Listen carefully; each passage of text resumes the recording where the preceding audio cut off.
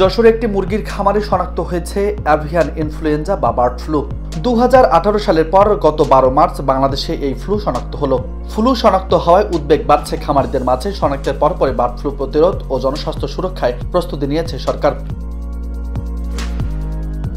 এ নিয়ে পোল্ট্রি খামারিদের বাড়তি সতর্কতা অবলম্বন করতে নির্দেশনা দিয়েছে প্রাণী সম্পদ অধিদপ্তর। সীমান্ত এলাকায় নেওয়া হয়েছে সতর্কতা। কোনো মৃত বা সন্দেহজনক হাঁস মুরগি বা পাখি পাওয়া গেলে নমুনা সংগ্রহ করে দ্রুত নিকটবর্তী ল্যাবে পরীক্ষা করার জন্য এবং পরবর্তী কার্যক্রম গ্রহণের জন্য নির্দেশনা দেওয়া হয়েছে।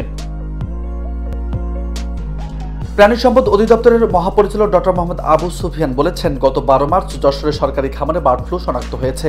আমরা যে নমুনা পেয়েছি তা পরীক্ষার জন্য দেশের বাইরে পাঠাবো। তবে মৃদু আকারে লক্ষণ দেখা যাচ্ছে। আমরা সঙ্গে সঙ্গে সব সরকারি পোল্ট্রি খামারকে নির্দেশনা দিয়েছি। একই সঙ্গে পোল্ট্রি খামারিদের সংগঠনকেও আমরা সতর্ক থাকতে বলেছি, যাতে আমরা পর্যাপ্ত নিরাপত্তা, ভ্যাকসিন ও পরীক্ষা নিরীক্ষা নিশ্চিত করতে পারি। এদিকে বার্ড ফ্লু এর প্রাদুর্ভাবে যশোরের খামারে ৩,৯৭৮টি মুরগির মধ্যে ১,৯০০টি মারা গেছে। ফ্লু যেন ছড়িয়ে না পড়ে সেজন্য বাকি মুরগি মেরে ফেলা হয়েছে। ২০০৭ সালের মার্চে বাংলাদেশে প্রথম বার্ড ফ্লু দেখা দেয়।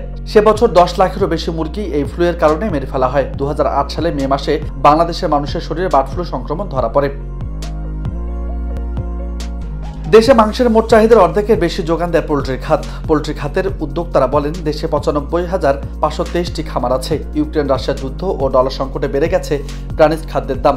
করোনার পর থেকে খরচ সামলাতে না পেরে বন্ধ হয়ে গেছে ৬২,৬৬৫টি খামার। এবার বার্ড ফ্লু যেন দেশের খামারিদের আরেকটি মহামারীতে না ফেলে, এজন্য ফ্লু বিস্তার রোধে সরকারকে যথাযথ ব্যবস্থা নিতে হবে। তা না হলে পোল্ট্রি খাত বিপর্যয়ের মুখে পড়তে পারে। নিউজ ডেস্ক, বার্তা 24।